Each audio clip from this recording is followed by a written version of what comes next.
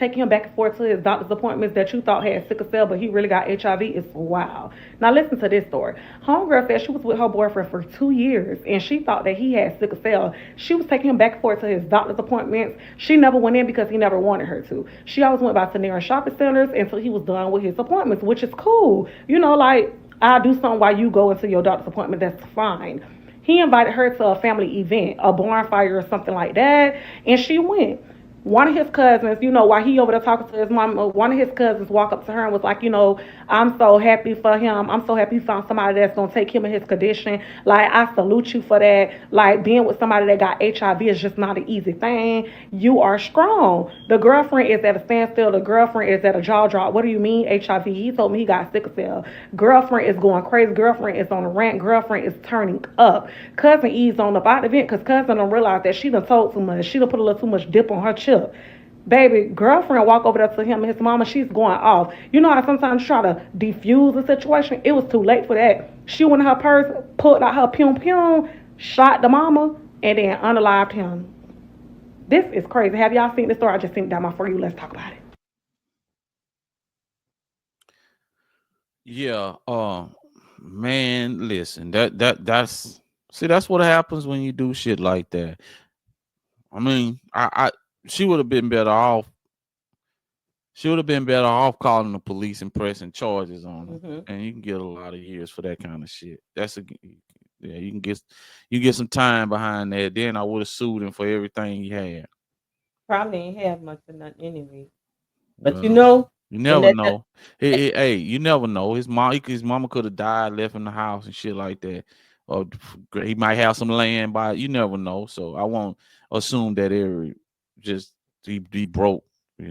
He could have something, but whatever he do have, I would have took it.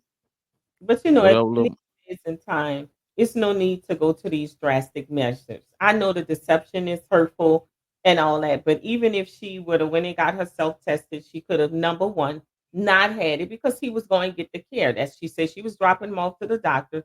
So there's medications that they use now for HIV where you can actually have sex with another person and not give them and not transmit it over. So how do you know he wasn't on that medication? You never went in with him, so you didn't know it. Yes, the deception hurt, but to go to these drastic measures that you would take his mama life and his life, because it has nothing to do with the mom. So now you put yourself in a situation where your ass is going to jail. You're going to spend a lot with something that you could have just walked away from when it got yourself checked and tested. And if it turns out that you are positive, then you take the medications. Like HIV has came a long way, and I'm not saying that what he did was right to her, but to go and do something that drastic now that you lose your whole life and you're behind bars, it was so unnecessary. And that's where education comes in. It's, like you're really, really taking it to the extreme when there's things that you can do about it. And people are living normal, healthy lives, having kids with HIV. It's not, the same sentence. Back in the days, you automatically get HIV and it turns to AIDS and you die. We're not living in that same syndrome anymore. It's not that way. And to be that drastic, after you made a decision not to go in and look at things, because I would have questioned that. Why you never want me to go into the clinic with you? And then you didn't know what kind of clinic you was going into. So it's a lot of things that she could have did different. I'm not saying that the guy was right for doing that, but it's a lot of things. And a lot of people don't say certain things because there's such a stigma with it. But we need to educate ourselves and understand that there are new medicines, new techniques, and it's not the same as it was before. So you don't have to go around killing somebody. And just like Kevin said, you could have called the police. You could have gotten yourself checked and called the police and told them what they had done because there is a penalty for doing that to somebody when you know you have HIV and you're sleeping with them without telling them. So that was just crazy. Yeah, that's yeah, that's too much. I mean, hey, you got HIV, then I guess like you said, it's not a death sentence, and some people would consider, hey, I'm gonna have to battle with this for the rest of my life. Mhm. But damn, you gonna where if you don't have HIV and you done took these people lives? Mhm. See, Mhm. this would have been a story that you would have been able to sit back and tell, like, or tell yourself, like, man, thank God I didn't catch nothing Yep. from this here, and I'm lit. But now you gotta deal with a double murder. Mhm. That's just crazy. Don't make That sense. that just you just you know.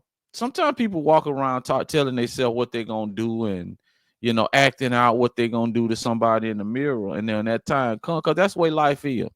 If you keep talking about what you're gonna do to somebody, or what you're gonna do about a situation, or whatever, eventually life gonna call you.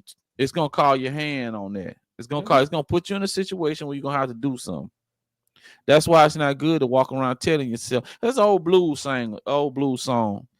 The lyrics was, if you keep talking to yourself, one day you're gonna start listening. Hmm.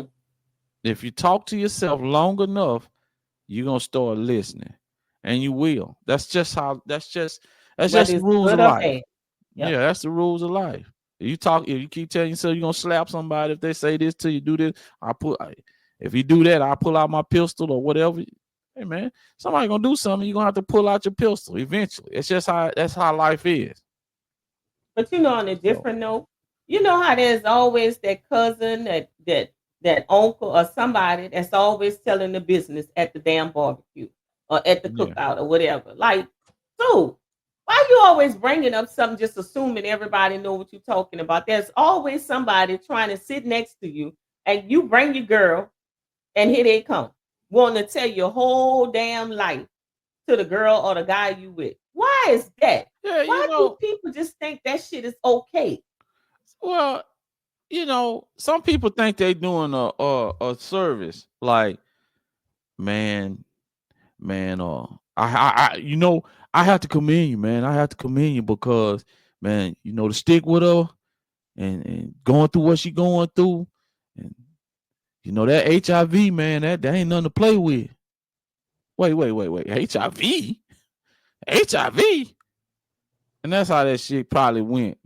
Or I'm just saying it from a man's perspective. I know, there's a woman, how women talk, but that's probably how it was, girl. Or just something simple as you go to the cookout and they be like, "Girl, you with him? You know, girl, you know he got a reputation, huh?